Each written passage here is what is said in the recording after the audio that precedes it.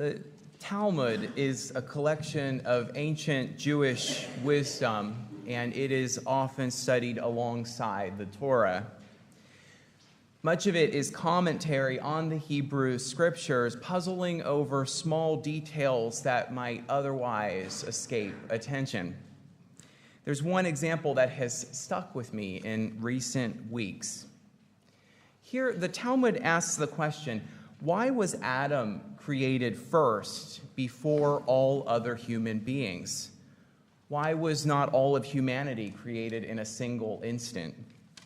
I think that if a good creative writing teacher were reading that early creation story as a story written by a student in the class, that would be a good question for them to ask.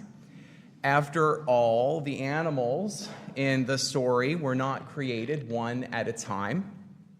There was not a first fish or a first bear in the story.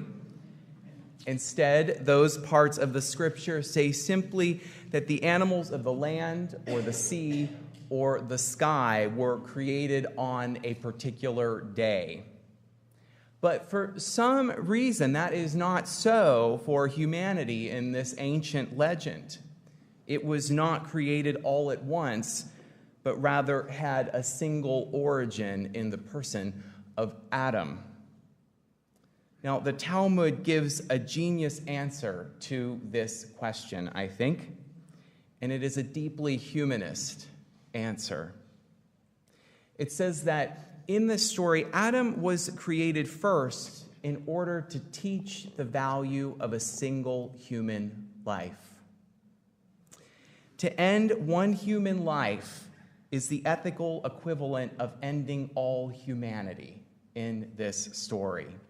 Anyone, it reasons, who destroys even a single human life destroys a world entire.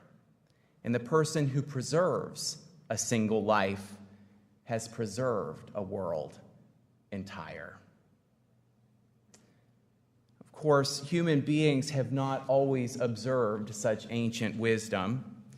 And this is probably why not all of the ancient texts offer hopeful insights like the Talmud does. Tragedy was also a form of writing that emerged in the ancient world. But rather than ethical reflection and exhortation, it attempted to communicate the realities of death and violence for human beings. And just as the Hebrew Scriptures and the Talmud came to define the Jewish people, tragedy is perhaps the central artistic form for Greek life. Now, many of us have encountered Greek tragedy at some point, but despite the awareness and familiarity many modern readers have with tragedy, it is a surprisingly difficult genre to reincarnate in modern times. I think this is because tragedy has its own sensibility and logic, which reveal a view that is very different from our own. Often what is sold as a modern tragedy is actually just a really sad story. But tragedy is more than just a sad story. It promotes a view of life as being the subject of forces that are beyond our control, forces that are at times seen as capricious and implacable. The story of Agamemnon is one example of this, which is what I took my reading from this morning. In one telling of this tragedy, the Greek king slays a deer on a hunt. But the animal is sacred to Artemis, and because of this, the goddess stills the winds so that no ships can set forth from Mycenae. He asks a prophet what must be done in order to appease the goddess. Agamemnon is told that he must kill his daughter Iphigenia, which would placate the wrath of Artemis. But this then sets in motion yet another tragedy, which becomes the subject of Aeschylus's cycle of plays known as the Oresteia. An absolutely stunning example of modern tragedy is Yorgos Lanthimos' film, The Killing of a Sacred Deer. I saw it this week at the Lincolnshire Cinema. It's a film that has just come out. Now, its title, The Killing of a Sacred Deer, is an explicit reference to the tragedy of Agamemnon and Iphigenia, the sacrificed daughter, and her name is actually mentioned in the course of the film. The movie begins with the story of a doctor who's played by Colin Farrell and a young man who's played by Barry Keoghan. They are meeting secretly at a little diner over ketchup and soggy fries. Plates bang on counters and conversations from others are overheard. It is unclear for the first half of the film why the doctor is meeting with this youth, and one wonders if he isn't maybe a secret offspring from another marriage. About halfway through the film, though, the reason is revealed. The doctor was drinking while performing a surgery on the youth's father. The boy's father died on the operating table with his heart exposed. The youth appears socially awkward and seems to crave the doctor's attention. There are times when the viewer believes that this lost youth is maybe using the guilt of the doctor in order to find in him a father figure. The boy seems in these moments to be a lovable, though perhaps pitiful, character. But there's also something mysterious and menacing about the boy. And the doctor's family starts to experience one unexplained calamity after the next, and it soon becomes clear that the boy is a representation of tragic forces. Mysterious illnesses strike both the doctor's children. The boy asks for a last meeting with the doctor, and he then reveals that unless the doctor makes atonement for the killing of his father, these forces will continue and will bring tragedy to his entire family. I will stop there in order not to give away any spoilers. What interests me about this story and about the story of Iphigenia is what these tragic forces represent for human beings. Some anthropologists and sociologists have made a pretty brilliant argument and suggested that these stories of tragedy contain in them a kernel of a cultural memory from humanity's more violent past. It is the cultural memory of what is termed by anthropologists as the blood feud. Basically, in the ancient world, violence would be put into motion and then it would take on a life of its own. Someone would kill one of your relatives, and then you would have to exact revenge. There was little choice, because if you failed to do so, you might be seen as weak and then be picked off. Bad blood would exist for generations, often with the original wrong being lost somewhere far back in distant memory. At least one theory is that the Greek tragedies express in metaphor this old cultural memory of implacable violence. Violence was almost a force of nature in these tellings. It did not make rational sense, and there was no way out of it, and it was also pervasive and undeniable. In fact, what archaeologists have argued is that prehistoric murder took place at an average rate of about 15%. If you think about that, that means that about 1 in 6 people that you know would have been killed. Perhaps even more striking is that there are some cultures where the rate of violent death was as high as 60%. 60%. Now, I want to be clear, even with these numbers, I am not someone who believes that humanity is essentially bad or evil. I believe that human beings have within them an incredible capacity for kindness and generosity and tenderness. But I don't believe that this means that everything about human life is just peachy. Humans have been stuck in dilemmas that have been extremely difficult to resolve. And one of these is the tragic cycle of violence that characterized life for our ancestors for many hundreds of thousands of years. So here's the strange part. The Harvard social scientist Steven Pinker, in his magisterial book, The Better Angels of Our Nature, finds good news in all of this. It's news that I think arrives like an unexpected guest on a gloomy night. What Pinker argues is that even though rates of violence were shockingly high in prehistoric times, it has been on a steady decline throughout the course of human history.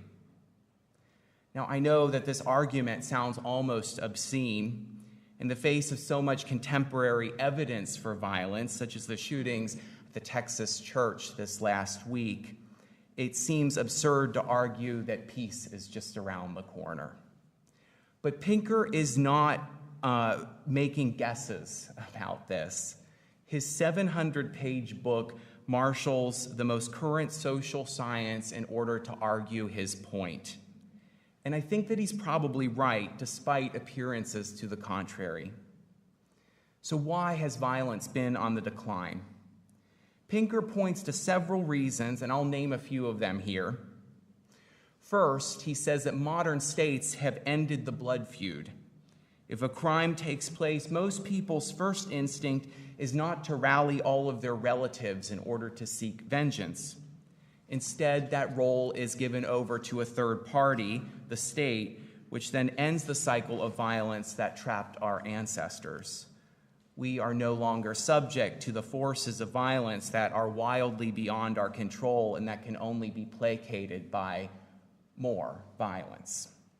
Humans now have an out. Second, Pinker names the Enlightenment as a humanizing force. It advanced the notion that human worth became detached from whether someone belonged to a certain religion or ethnic group.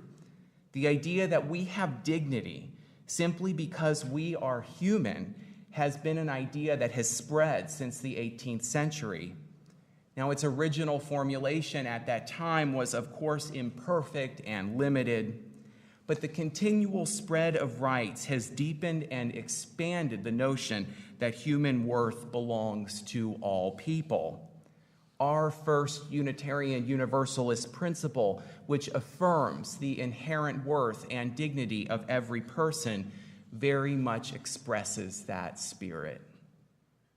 Third, and this is perhaps the most controversial of Pinker's claims, but he argues that casualties from war have been steadily on a decline. Pinker spends most of his time in this book arguing this because it violates so many common sensibilities. He shows, for instance, that the 20th century was not actually the bloodiest. If we are looking at rates of death per capita, the era of the Mongol invasions would easily dwarf the 20th century. As well, he notes, any century has 100 years, and not just 50, and the second half of the 20th century has been called by many historians the long peace. Pinker's is a powerful argument, and it's also a beautiful idea. It suggests a future that is less violent than the past, one where people are not subject to capricious and tragic forces. Instead, it heralds an age of expanding peace and a deepening appreciation for humanity. It may even seem that with this sort of inexorable move towards the future that we humans, individuals, no longer have a role in creating that more peaceful world, that peace is the work of history and we just need to sit back and watch. These peaceful forces, in this sense, are almost the opposite of tragic forces if we take that view. In other words, it would seem that we're in the grip of forces that will make us less violent no matter what our contributions are, in the opposite way that the tragic forces made us more violent no matter what we did. But whether or not that is a true consequence to Pinker's thought, I would suggest that our congregation hasn't taken that bit of advice, and that's a really good thing. Instead, we have people who are working to reduce gun violence here in our congregation. We have people who are working to restore veterans who have returned from the war, to build homes, and also to provide food for those in need. Our church continues to do the hard work of peace and justice and service. Its work emerges from a strong valuing of the individuals in our community And I like to think it is indifferent to whether things are getting better or not. We do those because we affirm the inherent dignity and worth of the individuals in the community. We do them from our conviction that everyone has worth and dignity. And here's the thing. I think that Pinker's attention in these pages is focused on statistics and graphs, and I think it needs to be in order to make his point about the larger arc of human history. But this might also be his limitation. It all seems a bit abstract when you're reading this book. There's not a sense of the meaning that violence has for a single human life. There's little attention to the particular individuals that are lost by our destructive acts, even if we are becoming less violent. And the truth is, I think, that just as the equivalent of a whole world is lost in the destruction of a single person, so too are our actions given meaning in what we do to help and protect a single life. I would side with the Talmudic telling in this: to save one life is to save a world entire. I hope that the good news is true and that the world is becoming less violent and more peaceful. But either way, I'm going to continue to keep working for peace. I invite you to join me. My spiritual companions, amen. I love you. May yours be a day of gladness.